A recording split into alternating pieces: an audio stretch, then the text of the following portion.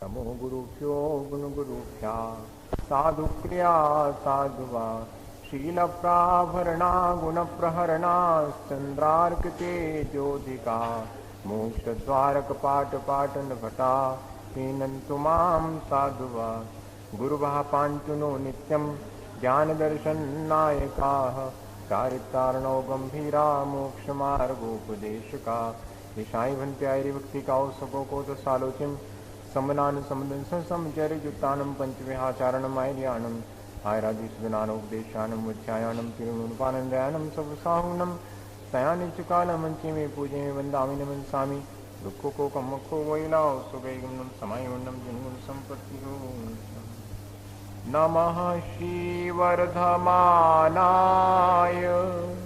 निर्धूतकलिलात्मने सालोकानां त्रिलोकानां यद्विद्यादर्पणायते।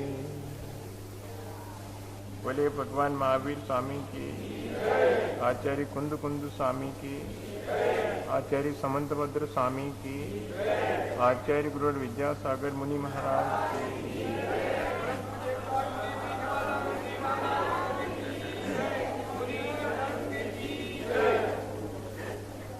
ये रत्नकरंडक श्रावकाचार आचार्य समंतभद्र स्वामी का अपन पढ़ रहे हैं।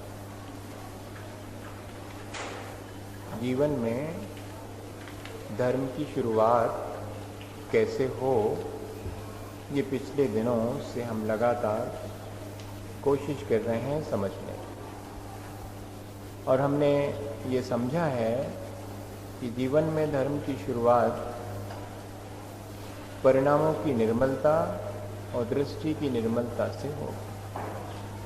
दृष्टि की निर्मलता पहले आवश्यक, क्योंकि जब तक हमारा अभिप्राय ठीक नहीं होगा तब तक हमारे परिणामों की निर्मलता भी नहीं कहलाएगी। आचरण की निर्मलता नहीं कहा, परिणामों की निर्मलता कहा, क्योंकि आचरण में निर्मलता भी कई बार बाहर से आ जाती है पर परिणामों में निर्मलता नहीं आ पाती, और जब तक परिणामों में निर्मलता नहीं आती तब तक वो आचरण भी हमें मोक्ष मार्ग में सहयोगी नहीं होता। तो पहले नंबर तो हमने यही सीखा कि हमारा अभिप्राय, हमारा दृष्टिकोण वो निर्मल होना चाहिए।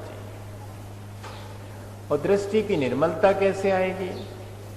तो सच्चे देवगुरु शास्त्र के प्रति जब हमारा अनुराग होगा तो हमारी दृष्टि में निर्मलता आएगी। उनके गुणों के प्रति अनुराग, उनके प्रति हमारी श्रद्धा, उनके प्रति हमारा समर्पण, ये हमें धीरे धीरे दृष्टि को निर्मल बनाने में सहयोगी होगी। ऐसा भी कोई जरूरी नहीं है, पर जब भी हमें अपनी दृष्टि की निर्मलता मिलेगी तो इन सच्चे देवगुरु शास्त्र के सानिध्य से ही मिलेगी। सच्चे देवगुरु शास्त्र का स्वरूप भी हमने समझा, और ये भी जाना है कि श्रद्धा हमें दृष्टि को इस तरह निर्मल कर देती है कि जो चीज़ जैसी है हम उसको उसकी वास्तविकता में जानने लगते हैं। तो वस्तु स्वरूप की वास्तविकता का बोध होना ही श्रद्धा है। एक परिभाषा ऐसी भी अपन समझ सकते हैं। जो प्रयोजनभूत तत्व हैं उनके बारे में जब हम वास्तविकता का बोध करते हैं तब वो हमारी श्रद्धा है, वो हमारी दृष्टि की निर्मलता है। शरीर और आत्मा के बारे में भी हम भेद रेखा पहचानने लगते हैं। शरीर का स्वभाव क्या है और आत्मा का स्वभाव क्या है। जिस चीज का जो स्वभाव है, फिर अपन कहते ना भैया घर गृहस्थी में कि अब हमने जान लो कि इनको स्वभाव ही ऐसो है, सो अपन को वैसे ही व्यवहार करना। बस यही चीज यहां पर हमने शरीर का स्वभाव जान लिया, जीव का स्वभाव जान लिया, व्यवहार कैसा करना, जिसका जैसा स्वभाव है उसके साथ वैसा व्यवहार करना।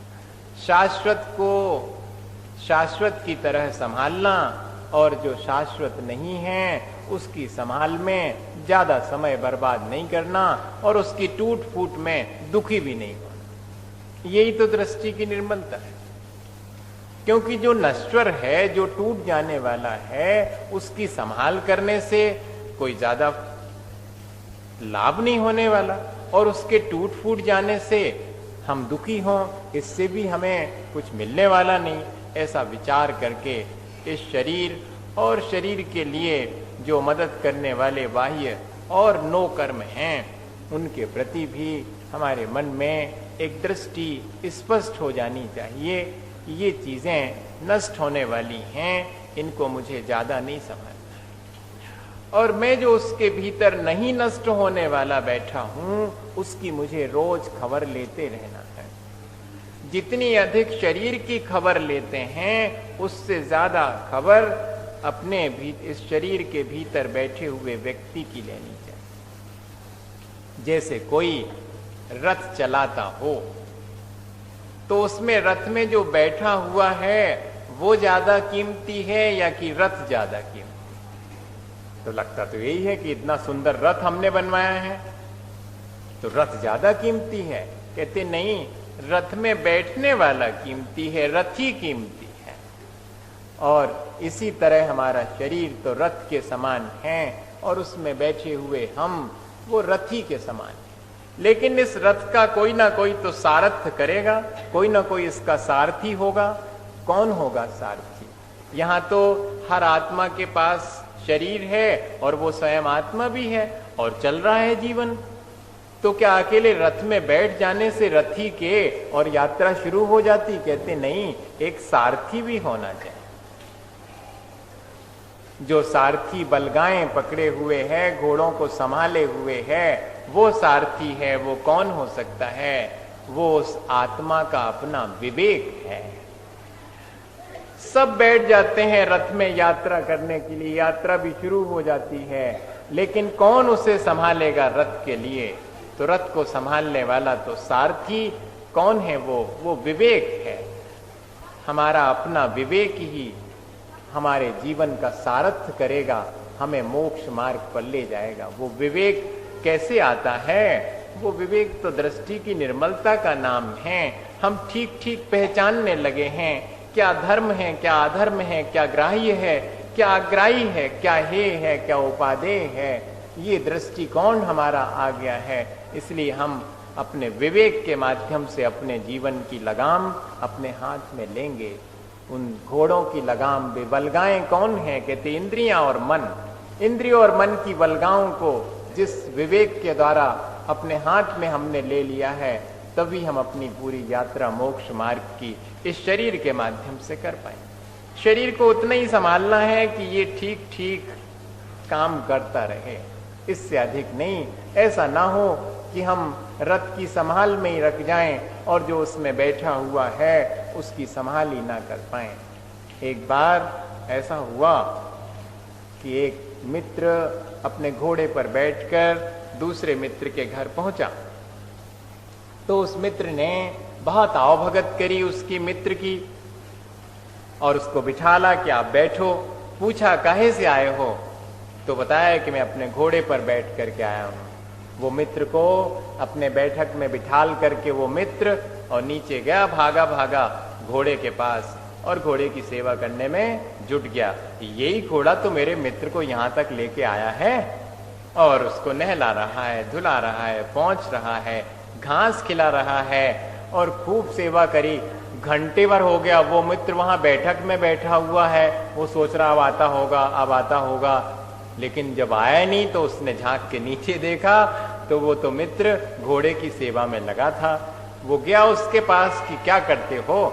घंटे भर हो गया, मैं यहाँ बैठा हूँ तुम्हारे इंतजार में, मेरे लिए तुमने पानी तक का नहीं पूछा कि इतनी यात्रा करके आए हो। तो बोलते तुमसे तो बाद में पूछ लूंगा, तुम जिस पर सवार होके आए हो उसको जरा पहले देख लो। हमें उस व्यक्ति पर हंसी आएगी शायद कि अरे वो घोड़े को संभालने में लगा जिस पे होके आया है मित्र, उसे मित्र को संभालना चाहिए। और हम क्या कर रहे हैं? हम भी तो अपने भीतर बैठे आत्मा रूपी मित्र को कहाँ संभाल रहे हैं? ये घोड़ा जिसमें बैठ करके आई है आत्मा, यहाँ जन्म लिया है, उसी 24 घंटे उसी घोड़े की संभाल है। और वो घोड़ा भी ऐसा है कि मनमानी करता है, कहीं के कहीं भाग जाता है। पांचों इंद्रियां और मन ये सब इस शरीर में हैं, वो सब इधर से उधर भाग रहे हैं। हमारी चेतना भी उन्हीं के पीछे यहां से वहां परेशान होती भागती फिरती है। एक इंद्री का विषय पूरा नहीं होता कि दूसरी इंद्री का विषय, तीसरी इंद्री का विषय। पांचों इंद्रियां हैं और मन का विषय तो इतना अधिक है कि उसकी पूर्ति तो संभव ही नहीं। इंद्रियों के विषयों की पूर्ति ही नहीं हो पाती है, फिर तो मन के विषय की पूर्ति कैसे हो? उसको क्या करें? क्या इन सब की पूर्ति करने से ये संतुष्ट होंगे? तो कहते इनकी पूर्ति से नहीं संतुष्ट होंगे, इन पर तो लगाम लगाना पड़ेगी। और वो विवेक कौन जागृत करेगा? वो विवेक सच्चे देवगुरु शास्त्र के प्रति हमारी श्रद्धा के माध्यम से हमारे भीतर ही जागृत होने वाला है। आज हमने एक और बात समझ ली कि जब हमारे भीतर सच्चे देवगुरु शास्त्र की श्रद्धा आएगी, तभी हमारे भीतर ये विवेक जागृत होगा कि हमें अपने जीवन को किस दिशा में ले जाना है, कैसे हमें उससे संभाल करके इस संसार के रास्ते से हटा करके मोक्ष के रास्ते पर अपने रथ को डाल देना है। बहुत आसान नहीं है। हमारा रथ, हमारा ये जीवन का रथ संसार के रास्ते पर तो अबाध रूप से दौड़ता है, लेकिन घोड़ों को संभाल करके और उसे दूसरा रास्ता देना और ठीक ठीक मोक्ष मार्ग पर सच्चे रास्ते पर लगा देना बहुत कठिन है। सच्चे रास्ते पर नहीं भी चलो, लेकिन सच्चे रास्ते पर हमारा जीवन आके खड़ा हो गया है, इतना भी इस जीवन में पर्याप्त है। चल लेंगे हम। अब देख लिया हमने सच्चा रास्ता ये है। बहुत भ्रम था, 365 रास्ते बताते थे लोग, 363 कहना चाहिए। 363 मतांतर थे। मैंने अपने विवेक के द्वारा जान लिया है कि नहीं, इसमें से एक रास्ता, ये जो सच्चे देवगुरु शास्त्र का रास्ता है, जो वीतरागता का रास्ता है। संसार का रास्ता तो राग का है, तो मोक्ष का रास्ता कौन सा होगा? वीतरागता ही होगा। अब इसमें कोई हमें किसी से द्वेष और राग भी नहीं है। हमारा तो स्पष्ट ही है कि एक संसार का रास्ता है, अगर राग का रास्ता है तो मोक्ष का रास्ता तो उससे विपरीत ही है, वो वीतरागता का ही मार्ग होगा। तो हमने वीतरागता के ऊपर श्रद्धा करके उस मार्ग को, अगर वीतराग मार्ग को प्राप्त कर लिया है, तो हम चलेंगे जब चलेंगे, पर अभी तो हम उस पे आके खड़े हो गए।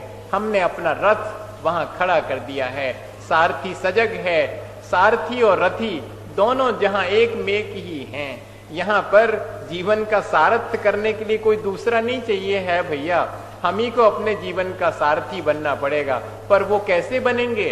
वो ऐसे नहीं बन सकते हैं। पहले नंबर तो सच्चे देवगुरु शास्त्र का आलंबन लेना पड़ेगा।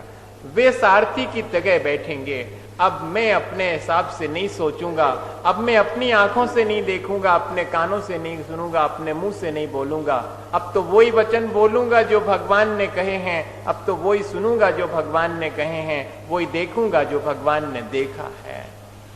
ये कहलाएगी श्रद्धा वास्तव में कि हमने अपने पांचों इंद्रिय और मन भी सच्चे देवगुरु शास्त्र के चरणों में उस वीतराग मार्ग पर समर्पित कर दिए। अब मैं नहीं देखता, कोई और है मेरे भीतर बैठा, वो देखता है। मैं नहीं सुनता, क्योंकि मैं सुनूंगा तो मैं तो अपने अविवेक पूर्वक ही सुनूंगा। इसलिए मैंने अब अपना सारथ्य जीवन का विवेक के जिम्मे सौंप दिया है, और वो विवेक मेरा सच्चे देवगुरु शास्त्र के माध्यम से प्रेरित होता है।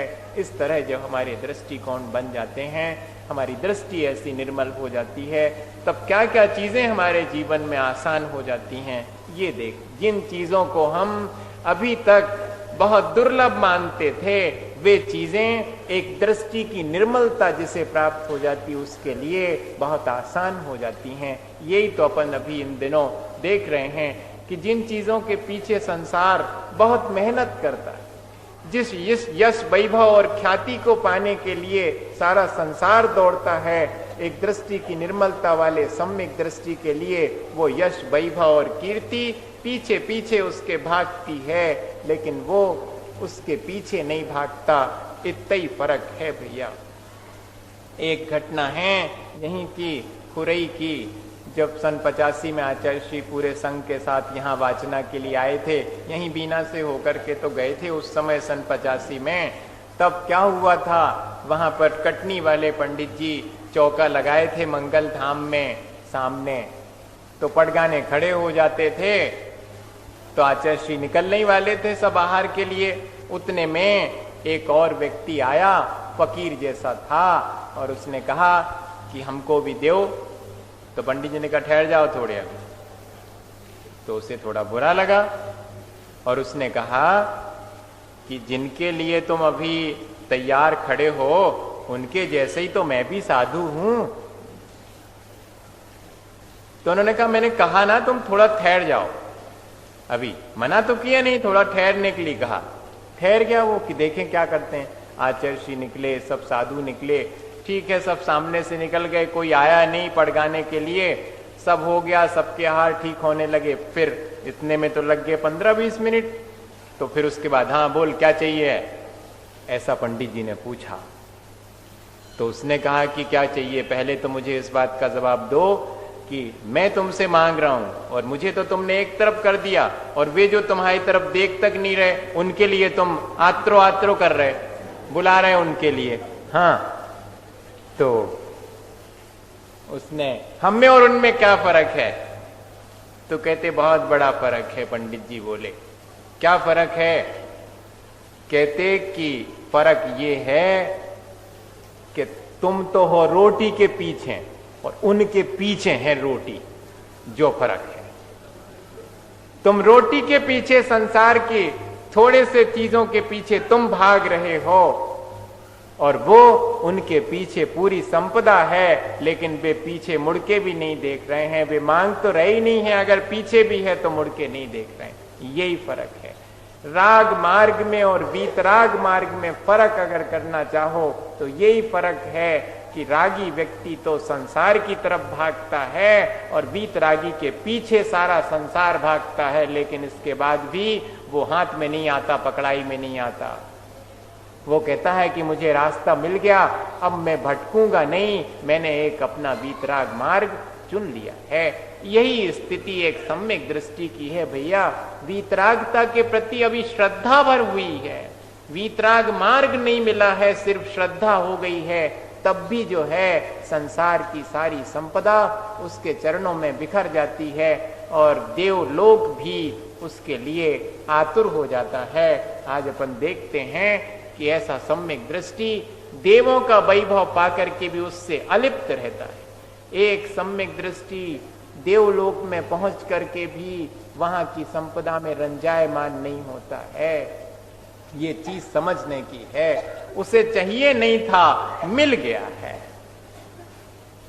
उसे तो कुछ और चाहिए है, उसे तो मोक्ष का सुख चाहिए है। ये छोटे मोटे सुख से वो संतुष्ट नहीं होता। और यही दृष्टिकोण की निर्मलता है। अपन को भी इससे संदेश लेना चाहिए कि जब अपन ने बड़ी चीज को पाने के लिए प्रयास किया है तो छोटी मोटी चीजें अगर मिल जाती हैं तो उन्हीं में क्यों अपन ज्यादा रच पच जाएं। वो तो मिल गई तो ठीक है, उनका उपयोग कर लिया, नहीं तो हाव हाव भी नहीं है। मिल गई तो उनका आनंद भी ले रहे हैं, नहीं मिली है तो दुखी भी नहीं है। ये होना चाहिए। चीज नहीं मिलने पर दुख हो तो फिर मिल जाने पर आनंद भी नहीं होता।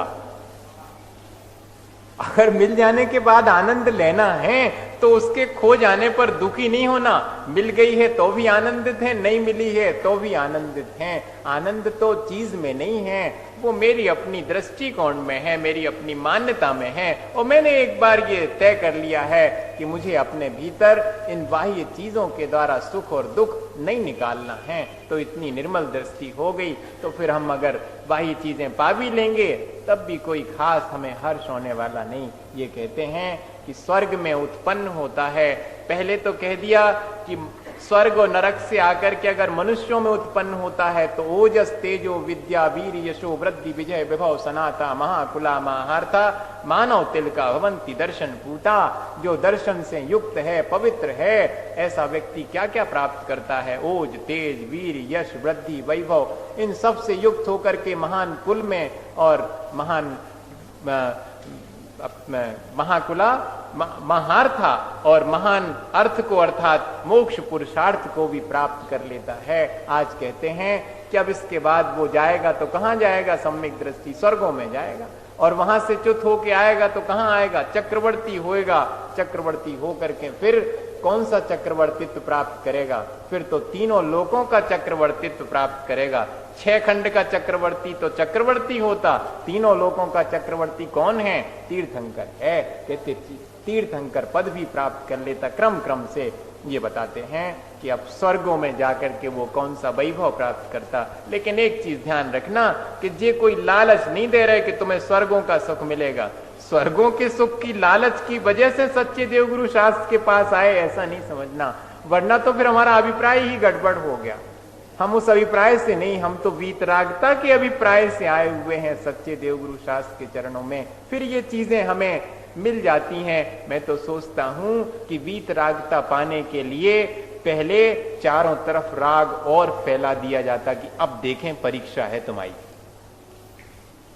आपने वीतराग मार्ग चुना है तो आपके सामने और अधिक से अधिक जिन चीजों को का राग हो सकता है जो आपने देखी नहीं होगी, ऐसी ऐसी चीजें सामने फैला दी जाएंगी शायद। और देखें कि अब कसौटी है कि आप इसके बाद भी अपनी वीतरागता को सुरक्षित रख पाते हैं कि नहीं रख पाते, अपनी श्रद्धा को सुरक्षित रखते हैं कि नहीं। वही चीज इसमें कह रहे हैं कि इंद्र पद को प्राप्त कर लेता है, सम्यक दर्शन से शुद्ध व्यक्ति है, फिर भी वहां से आकर के और अपने मोक्ष मार्ग को अंगीकार करता है। अष्टगुण पुष्टि तुष्टा, पुष्टि तुष्टा, दृष्टि विशिष्टा, प्रकृष्ट शोभा जुष्टा,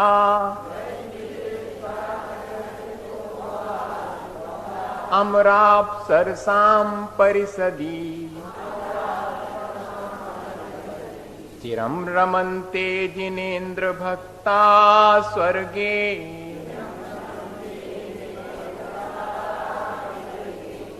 फिर से पढ़ो। अष्टगुण पुष्टि तुष्टा, दृष्टि विशिष्टा, प्रकृष्ट शोभा जुष्टा,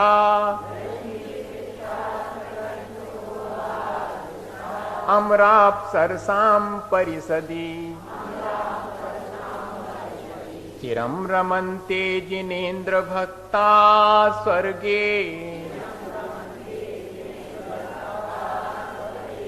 हाँ, चिरम रमन्ते जिनेन्द्र भक्ता स्वर्गे।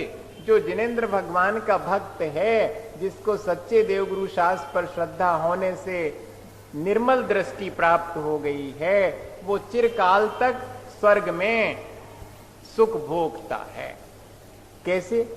अष्टगुण पुष्टि तुष्टा, अणिमा महिमा लघिमा प्राकाम ईशत्व वशित्व, इस प्रकार की 8 रिद्धियों से युक्त होकर अष्टगुण पुष्टि तुष्टा, इस प्रकार की 8 गुण और शारीरिक पुष्टि या कि 8 गुणों रूप जो पुष्टि है उसके द्वारा संतोष, अर्थात इन 8 रिद्धियों के द्वारा जो वहां पर पूर्णता को, संतोष को प्राप्त हो जाता है, या ऐसा कह लीजिएगा कि अणिमा आदि 8 गुण और शारीरिक पुष्टि, वहां पर तो शरीर बहुत सुंदर मिलता है।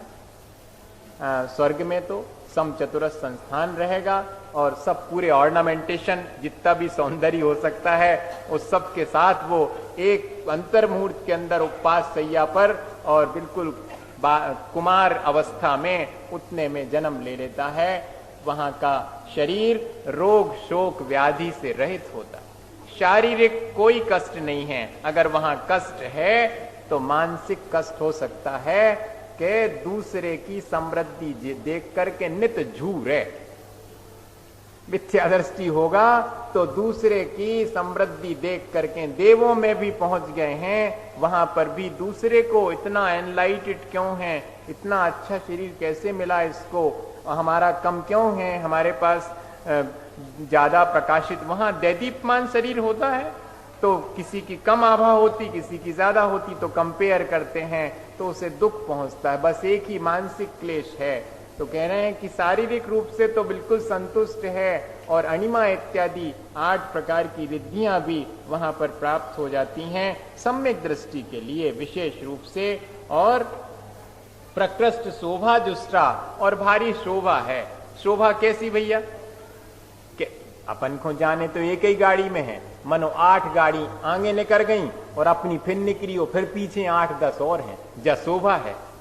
यही तो शोभा कहलाती कि अब राष्ट्रपति जी आ रहे तो वो के पहले सब झाड़ू बुहारी लग रही, सजाओ जा रहा है और उनके आगे पीछे अंगरक्षक हैं, ये शोभा उसको प्राप्त होती है कि सब लोग उसकी सेवा में हाथ बांधे खड़े हो जाते हैं।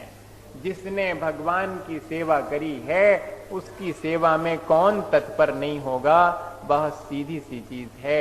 जिसने सच्चे देवगुरु शास्त्र के लिए अपना जीवन समर्पित कर दिया, उसके लिए तो पूरा स्वर्ग भी अगर न्यौछावर हो जाए तो कोई बहुत बड़ी चीज नहीं है। यही बात यहाँ पर दिखा रहे हैं कि अणिमा महिमा लघिमा प्राप्ति प्राकाम ईशित्व वशित्व और काम रूपित्व, ये 8 प्रकार की अणिमा कहलाती है जिसमें अणु के समान छोटा शरीर बना सकें, और महिमा सुमेरु के बराबर इतना ऊंचा भी शरीर बनाने की क्षमता महिमा। लघिमा इतना हल्का कि अर्क तूल के समान उड़ने लायक, और प्राप्ति हाथ बढ़ा दिया और उतनी दूर मानुषोत्तर पर्वत तक, और वहां से कोई चीज पाना है तो प्राप्ति।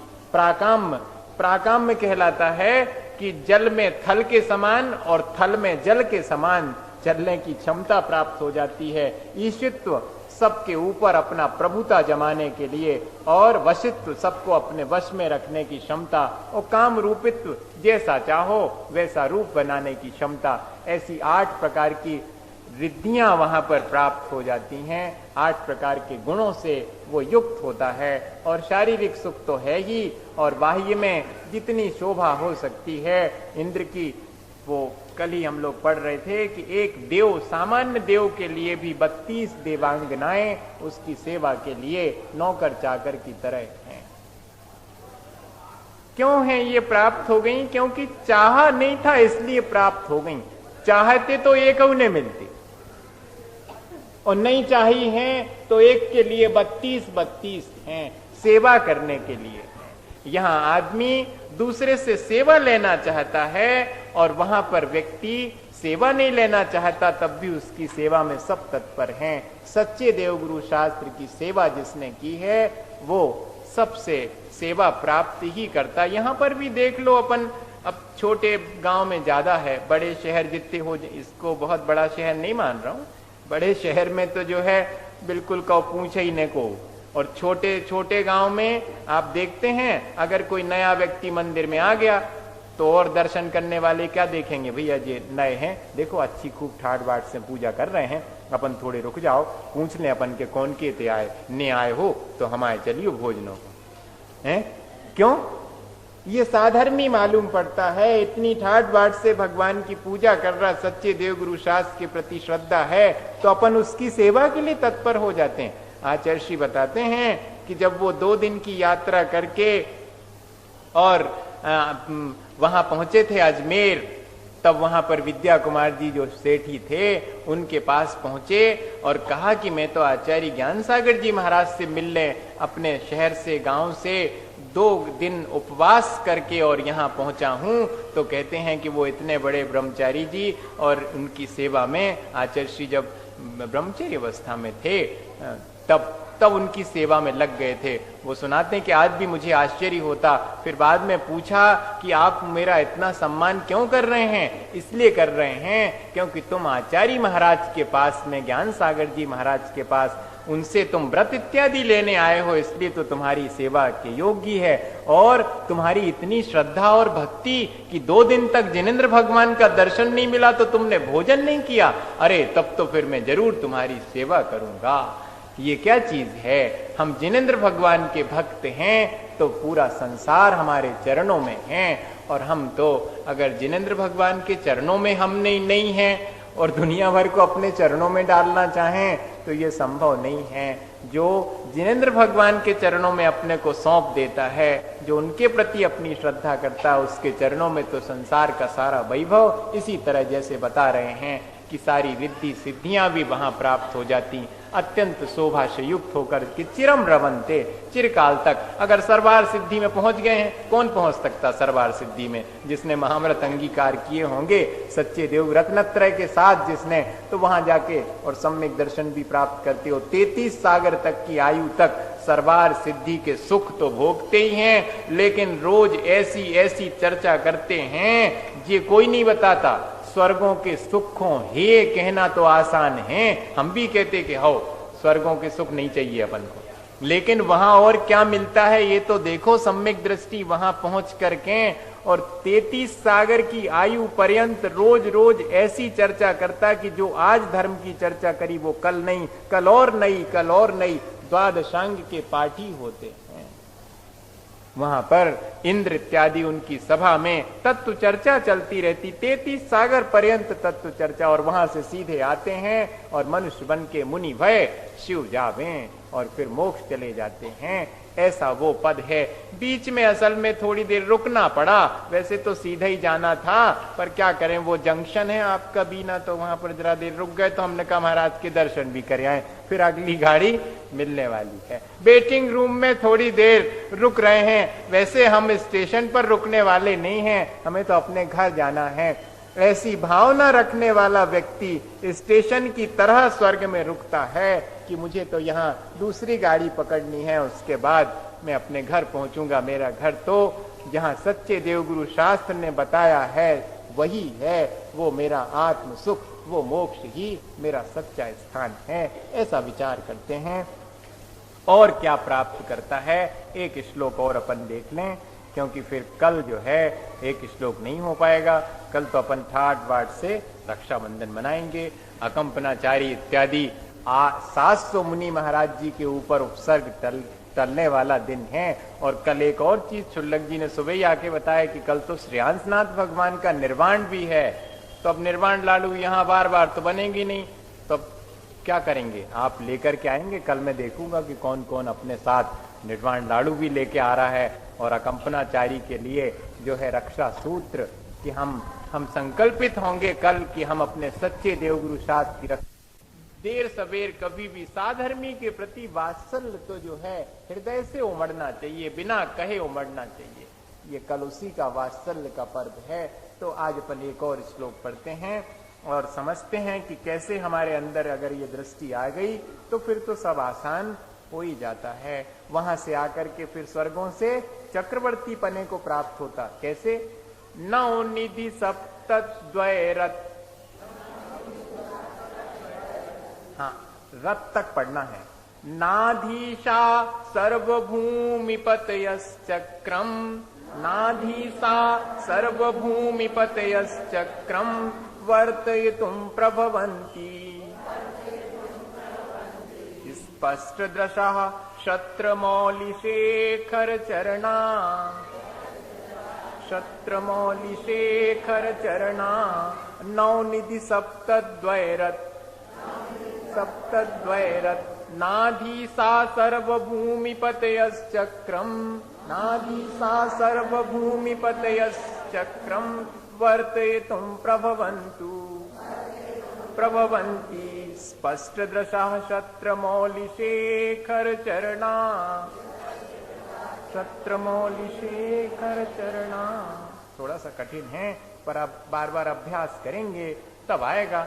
एक ने अपन एक पाठ ही आए, उन्हें अपन 2 पाठ ही आए। अब 2 बार पढ़ रहे हैं, अकेले 2 बार पढ़ने से भी नहीं आएगा, बार बार अभ्यास करना पड़ेगा तब आएगा उसका। अकलंक स्वामी 1 बार पढ़ते थे तो याद हो जाता था, निकलंक स्वामी 2 बार पढ़ते थे तो याद हो जाता था। ने अपन अकलंक स्वामी आए ने निकलंक, लेकिन फिर भी अपन ने 2 बार तो पढ़ा। अब बार बार पढ़ेंगे तो जरूर आएगा। कुछ लोग कह रहे थे कि महाराज जी अच्छे से पूरा सिखा दो, जो तो एकदम हमसे 2 बार में भी नहीं बनता। पहले 1 बार पढ़ते थे, अब 2 बार पढ़ने लगे।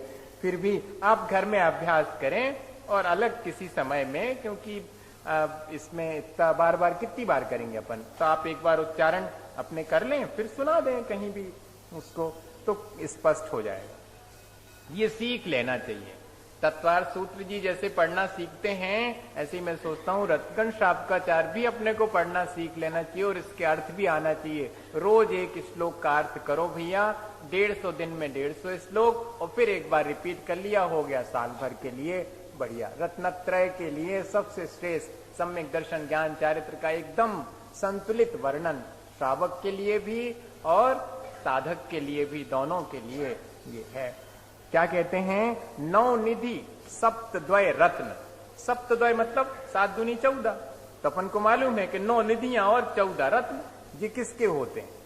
इनका आधीश कौन होता है? चक्रवर्ती होता। और सर्वभूमिपति चक्रम, जितनी भूमियां हैं 6 भूमि हैं, कर्म भूमि के अंतर्गत 6 क्षेत्र आते, 5 मिलेक्ष खंडेकारी खंड, तो उन सबका जो चक्रवर्ती अर्थात उन सबका राजा है, 9 निधियां 14 रत्न का स्वामी है, और छत्रमौली शेखर चरणा, और जिनके छत्र और मुकुट लगे हैं ऐसे राजा लोग भी जिनके चरण में, कितने राजा?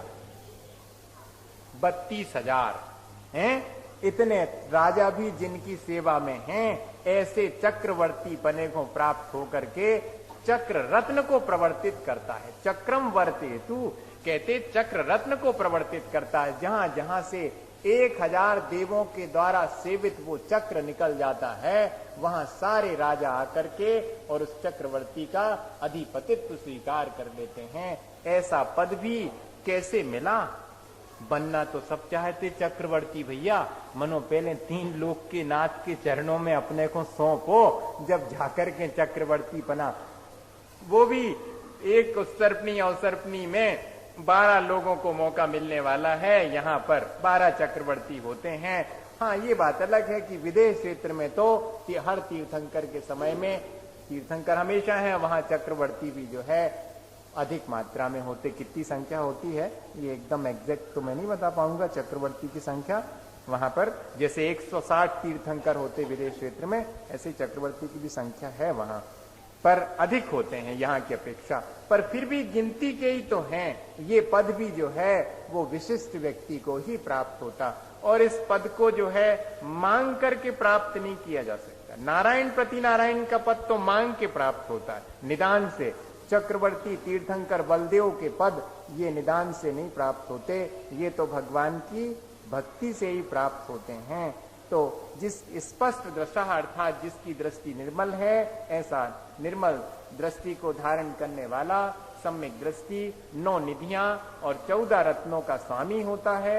मुकुटबद्ध 32,000 राजा उसके चरणों की सेवा करते हैं, और समस्त 6 खंडों को वो जीत करके और अपने चक्र रत्न का प्रवर्तन करता है। ऐसा सम्यक दृष्टि होता है। इस प्रकार अगर हम अपनी दृष्टि को निर्मल बनाएंगे तो हमें भी ये सारी चीजें, हमारा उद्देश्य नहीं है ये सब चीजें प्राप्त करने का, लेकिन ये सारी चीजें भी प्राप्त होंगी। वीतरागता हमें संसार से पार उतारने का रास्ता दिखाती है, संसार की चीजें दिलाने का रास्ता नहीं दिखाती। हम उस वीतरागता को प्राप्त करें जिससे कि हमें वास्तविक सुख प्राप्त हो सके। इसी भावना के साथ बोले आचार्य गुरु और विद्यासागर मुनि महाराज।